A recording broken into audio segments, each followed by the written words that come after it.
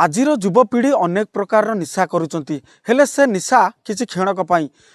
किंतु प्रकृति प्रेमी को जो निशा करुँच से आमे आज सीधा सड़क पाखे पहुँचीचु से कौ भाव में जो माने प्रकृति प्रेमी को जो भाव में से बांधिकी रखिंट धरा पृष्ठ को जो भाव में से जो सौंदर्यकरण आणुंट आम सहित अच्छा जो शालबणी कॉलेज जो पूर्वतन जो अध्यापक जी अच्छा किशोर मिश्र आम सीधा सड़क कथा बा। सर आपण को बड़ खबर को स्वागत। सर केमती देखिले जो किभली भाव में जो नसीर करचंती आउ यह आपण अध्यापक थिला समय रे एई गछ को आनिकी बंचैचंती ताले कोन रहिछि यार कारण? असल कथा होची मते मोर गोटे कलात्मक दृष्टिभंगी अच्छी तेणु पिला दिन मुझे प्रकृति भितर को पशि जाए माने हजि जाए आत्मविस्मृत हो जाए आउ से समय मोर यही गछपत्र संग्रह करवा गछपत्र को लेकिन निज जीवन को माने एकदम ता भीतर अंतर होकि परिचालन करवा एमती गोटे अभ्यास मोर गढ़ी उठी एवं समय क्रमे आस्ते आस्ते भारतर विभिन्न अंचल गछलता सब संग्रह करछि। मुख्यतः केरल रु बेसी संग्रह करे, दार्जिलिंग रु संग्रह करे, आउ बेंगल रु संग्रह करे। एमती हॉबीटा को बढ़ई बढ़ई जिते मुझे चलिली समय क्रमे जिते मोर पड़ोशी मैंने मत कहले जे एत कथा तो कर कहीं व्यवसाय करना तो ये स्वतःप्रवृत्त भाव में व्यवसाय परिणत हो जाइए। बर्तमान जिते छात्र छात्री की पाठ पढ़ाऊे से छात्र छात्री भविष्य गढ़ुले बर्तमान ए गछ को आनिकी कहवाक गले भी भविष्य गढ़ुं।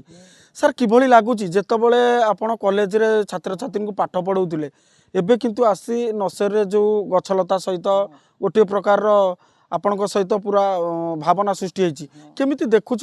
परिवेश उपर क्या किभली प्रभाव पड़ो?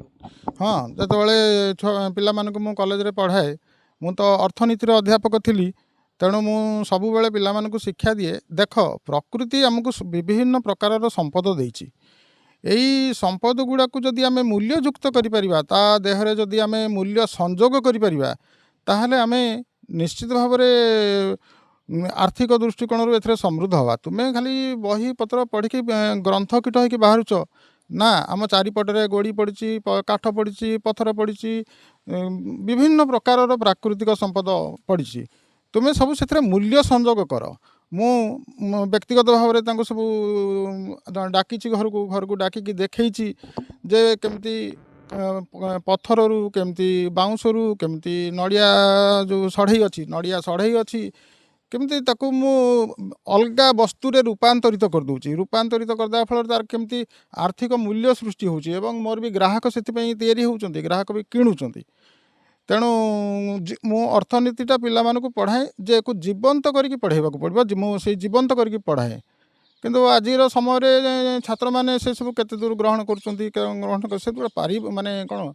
सामाजिक परिवेशटा से भली गोटे प्रयोजन अच्छी जो थे पिलाटा जीवंत भाव में पाठटा पढ़ो एवं परिवेश सहित युक्त होगी पढ़ो ताहले से ता जीवन एकदम सुखमय हम आर्थिक दृष्टिकोण से समृद्ध हो पार। सर आपण जो कॉलेज रे माने केबे आपण जॉइनिंग कले आ केबे रिटायर्ड कले ए नहीं दर्शक मानू कहबे एथि सहित आपण कॉलेज रे जो पढ़ेला बेले मध्य एई सब गछ को लता को आनिकी आपण एटी संग्रह करचंती एवं ताकू एबे धीरे धीरे गोटे बिजनेस क्षेत्र को नैचंती से ऊपर आज्ञा आपणकर कोन? हाँ आमर से कॉलेज रे 1991 डिसेम्बर रु जॉइन करथिली 1991 रु सेही सेम कॉलेज रे रही 2025 जुलाई 31 रे रिटायरमेंट हेली। आउ पढ़िया समय भी मु आम कॉलेज रे भी गोटे बड़ बगीचा करचु एकदम सुदृश्य बगीचा भी सेठी करिचु। आउ पिलांक सहित जितेबाला मु अंतरंग हुए तांको सब बेले से कथाटी कहे जे देख तुम्हें निजको सृजनशील कर निजको सृजनशील न कले तुम्हें जीवन ना आनंद पाइब ना आर्थिक दृष्टिकोण रोजगारक्षम हम किसी हेबनी। तेणु क्रिएटिवली जहाँ करुच क्रिएटिवली कर क्रिएटिवली मुंड को पूरा मस्तिष्क को पूरा लगाओ